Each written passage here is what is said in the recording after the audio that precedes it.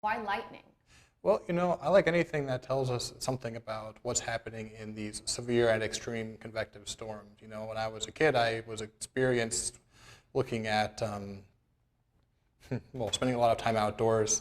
And through that, of course, there was always a risk of having interactions with lightning or flooding or tornadoes. I'm from the Midwest originally, but of course down here in Georgia we have a lot of the same phenomena as well.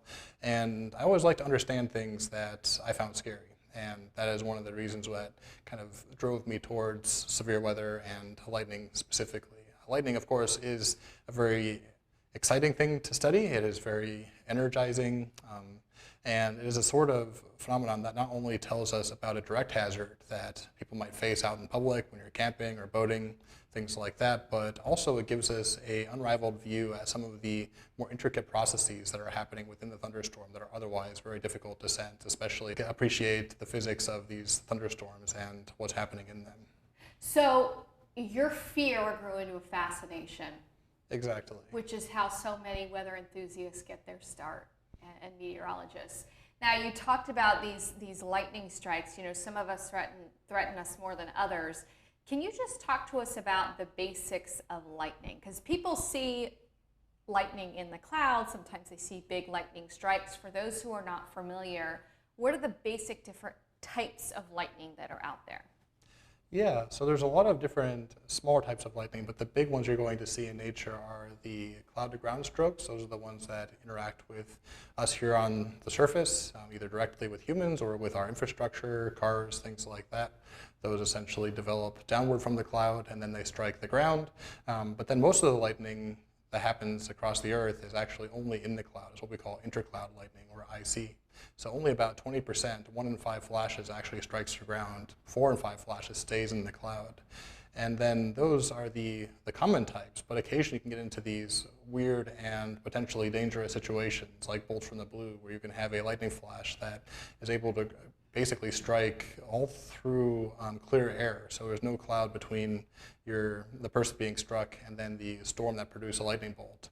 Or you can even have a similar case in lightning flashes I typically study, which are bolts from the gray, where essentially you have a lightning strike that still begins in that very intense part of the storm, but then it can travel through otherwise unimpressive rainfall that there's still a cloud there, but it's not producing lightning, it's not really flashing at a meaningful rate, and so it still can strike unexpectedly. And so that's what it comes down to when it comes to lightning safety, is if you don't anticipate the hazard, it's really hard to take action to unless you do so purposefully, of course, to really get to safety in time. And you said a lot of these, you said bolt from the blue, bolt from the gray, they can travel really far. Behind us, you had a demonstration of, what was it, over 30 kilometers a lightning strike was traveling. How far have you measured some of these lightning strikes? Yeah, most lightning strikes are relatively short. They're usually about maybe 10 miles or so from start to end. But some of lightning strikes actually are occurring in parts of clouds that are conducive to being able to travel for very long distances. So the flash that I mentioned previously traveled about 30 kilometers, and we mapped it with our lightning mapping array, which is very exciting because we have the ability to take very refined, very precise measurements of the structure of these kinds of flashes. But actually the largest flashes out there are even a factor of 10 or a factor of 100 larger.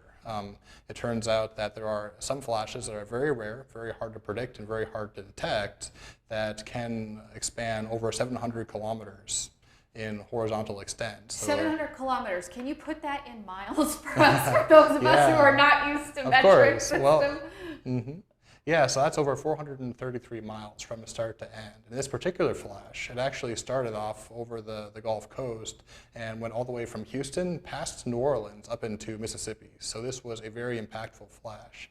And they pose a unique hazard for lightning safety because all along these paths, these 700 or so kilometers, 400-mile paths, they're producing cloud-to-ground strokes. They are actually striking the ground, potentially striking people or infrastructure if you happen to be in a unfortunate location. So even though they are very rare and very hard to appreciate, individually they can potentially have a very large impact on society. So one of the things that you measure is how long some lightning strikes are, but also at the Severe Storms Research Center, you're also measuring lightning activity in North Georgia. You have for the last decade, right? That's right. And tell us about that lightning sensor network that you have. Yeah, the lightning sensor network we have is called a lightning mapping array. It is a collection of radio receivers. We have an example here. So this is an example of one of the antennas from one of the stations in our network. And then these antennas are connected to the actual sensor unit, which is this box right here. This is an LMA unit, which contains a computer as well as some peripherals that allow us to record very precisely the time of arrival of radio signals generated by lightning. You can imagine that lightning is comprised of a bunch of tiny little sparks, and then each spark will emit a radio wave. And if we can record accurately the time at which all those radio waves reach all of our stations distributed all around Atlanta, then we can basically work out exactly where in the cloud that lightning strike came from. And then by collecting those over time, we can actually piece together, kind of like playing connect the dots, the overall structure of the lightning flash from its start all the way through its finish with a very precise accuracy, even as low as maybe 30 feet, something like that. And that's something that you all have put all of these lightning sensor arrays in North Georgia over time. Mm-hmm. So when you figure out where the lightning strikes are originating from, how do you think that could maybe 20 years down the line help with keeping people safer? And knowing, this storm, will it be able to tell us, okay, this storm structure is more capable of producing cloud-to-ground lightning than others? What kind of information do you hope that in a couple of decades this will lead to getting better warnings for people? There's actually a lot of different benefits for having a lightning mapping array, or even just a lightning detection array in general. So lightning is, of course, a hazard on its own. It can strike somebody and cause potential injury or death. It can also strike infrastructure. It can take down, for instance, a wind turbine or a power line or something like that. It can cause trees damage and things like that.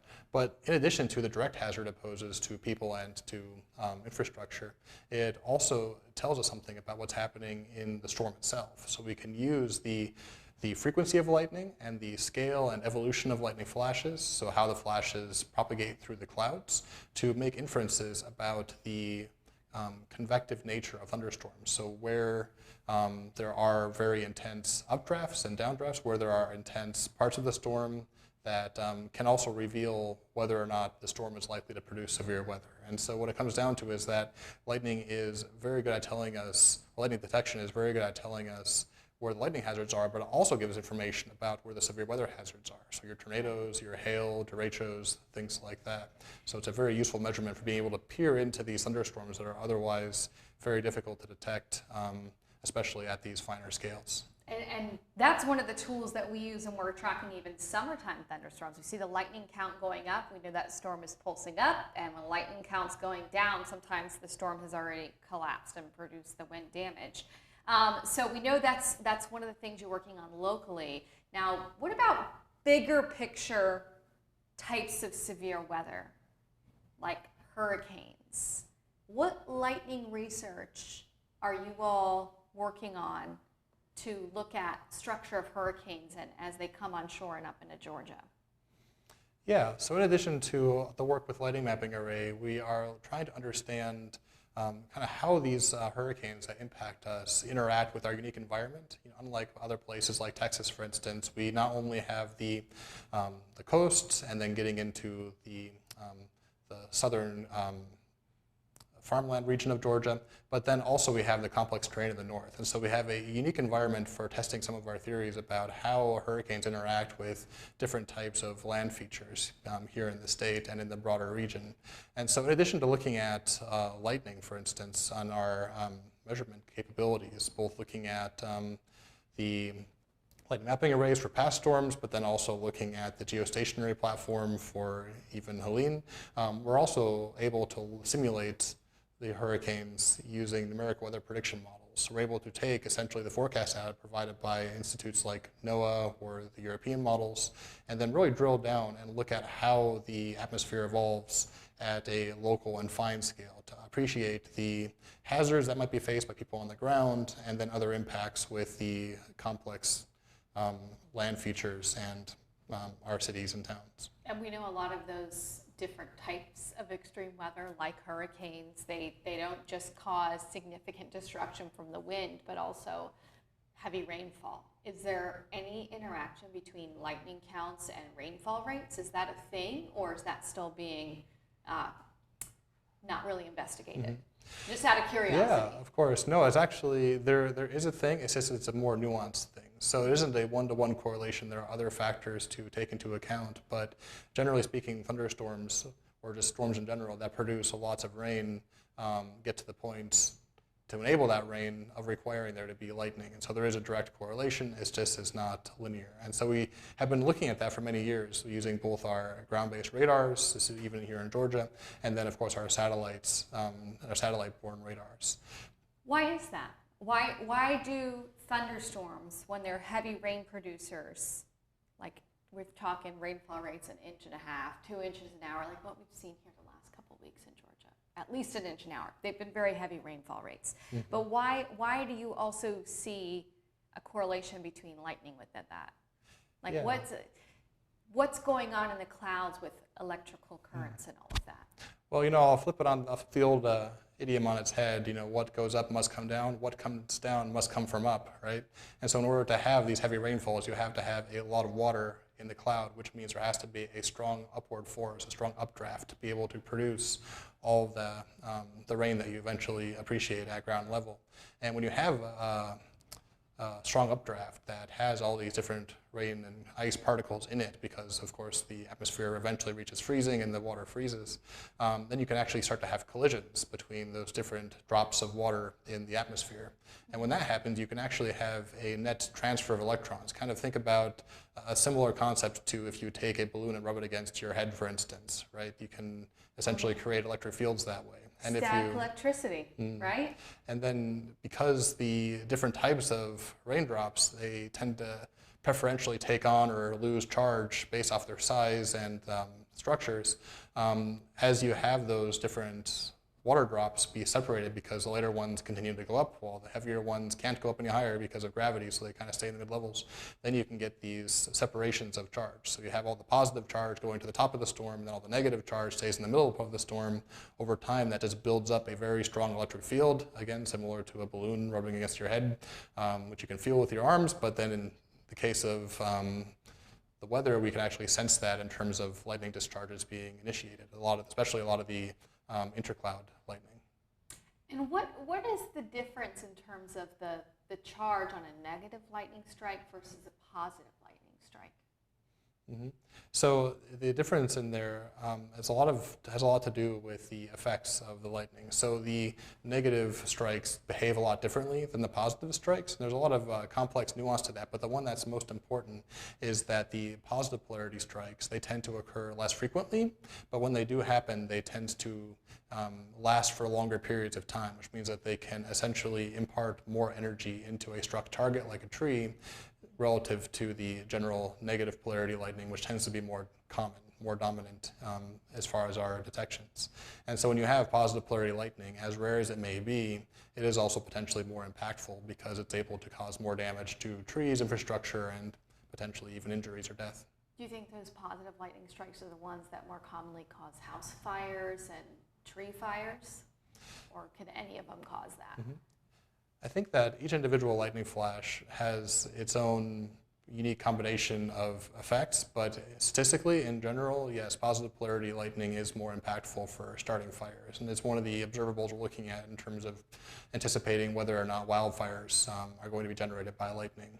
These days, most wildfires are started by humans, but a lot of the larger fires especially are started by lightning, simply because there isn't anybody to report it until it gets to a certain size, especially in these remote data-sparse regions, like you can imagine in the far north in Canada, for instance. Once we see it on satellites, it's usually rather large. And there's been some huge fires in Canada. So that's one of the areas of research you all will be getting into is lightning strikes causing wildfires. Yeah. We want to understand all the different ways that lightning and severe weather impact society and the economic development, especially of our great state of Georgia. What do you think is the most important thing for people to understand about being outside or not being outside during lightning, or even if you can't see it, and you hear thunder far away. What's the most important thing for people to really understand? Yeah, the most important thing is to be aware of your surroundings and to use common sense to make decisions that'll keep you safe in severe weather and lightning storms. It's the sort of thing where even though lightning itself is fortunately not a very large cause of casualties here in the US, there is always a potential. And all it takes is one lightning strike to really ruin your day and potentially even the rest of your life. So exercising an abundance of caution is always a good idea. And so if you see lightning occurring, if you can hear thunder, then it's always good to immediately seek shelter. Try to find a sturdy structure like a building, a house, etc. Open garage doors and porches are not sufficient for lightning safety. Or if you can't find a large structure, then go find an enclosed vehicle. An unenclosed vehicle, like a golf cart or a convertible, are also not going to provide adequate protection. And so try to find the safest structure possible. And let's debunk the myth. Most people think that vehicles, because of the rubber tires, are safe.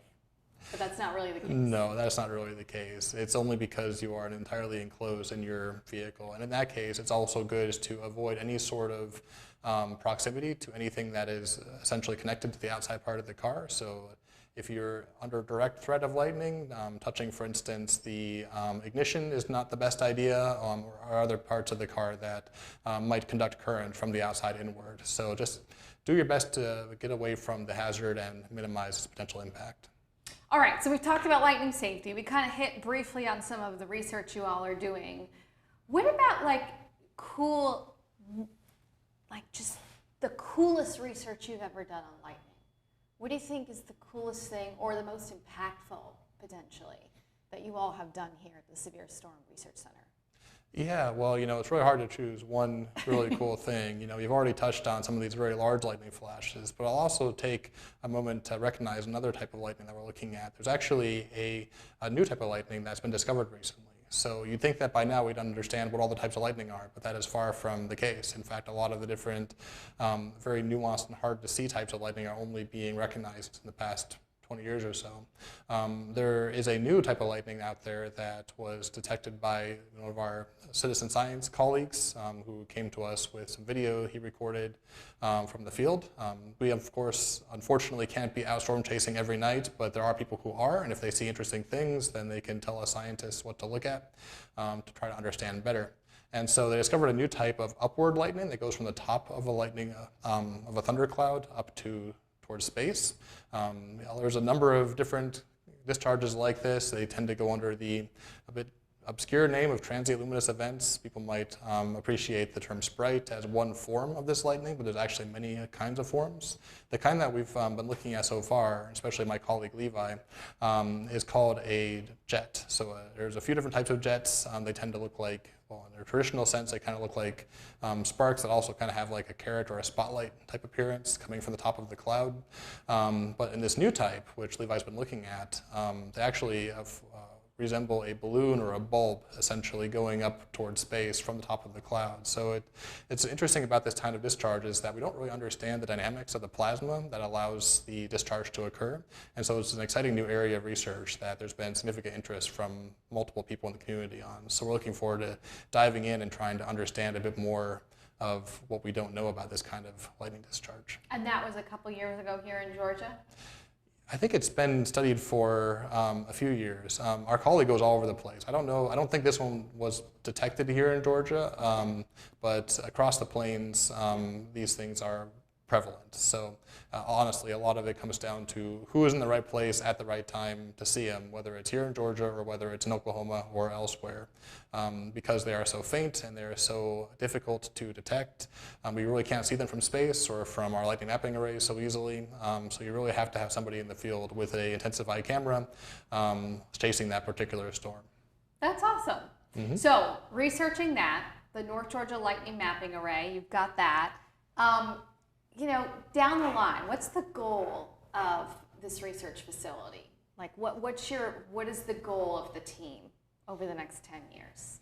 Yeah, I think that I think that our goal is we are going to try to research severe weather to understand the hazards it poses to people here in Georgia, to the infrastructure and economic vitality of our state, and to use our insights generated from this research in order to help predict the severe weather effects and to mitigate some of the challenges that they pose.